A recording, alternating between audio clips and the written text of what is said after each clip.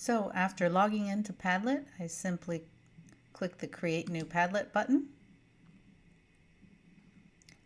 and I'm presented with a blank board. So how do I get from there to here? It's really quite simple.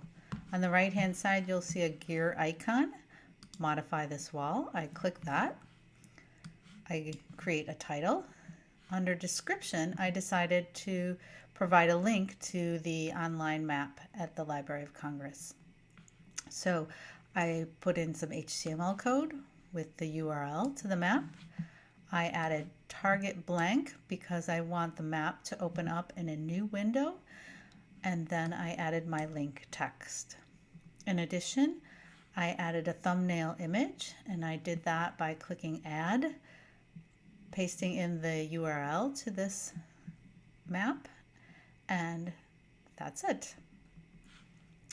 So you can see when the students click on that link, they will be taken to the map and be able to use the library's fantastic zoom in feature to look at the map in detail. The next thing I wanted to do was create instructions for my students. So to do that, I simply double click to create a post, create your title and your instructions, and that's it. The other thing that I did, instead of that blank board, I decided I wanted to have a custom background that included the Observe, Reflect, and Question columns from the Library of Congress Primary Source Analysis tool. To do that, I went back to modify this wall, clicked on Wallpaper. I had already created the custom image, so I clicked on Add Your Own, and then I selected that. And that allowed me to have this custom wallpaper. And finally, if you notice here on our first Padlet, we have these series of numbers and letters. So in order to change that title as well as the URL to something more recognizable, I came over again to modify this wall. Address, I chose pickapadlet.com address, typed in my desired URL between 1 and 15 characters, and it was available, so I was able to select it. And here you can see I included a few examples of student posts.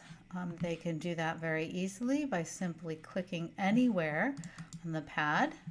They don't need a title because we already have our headers, but they could write something, I think, and then once they're done, if they click out of it, they can get back in and move it somewhere. They can lengthen it, they can edit,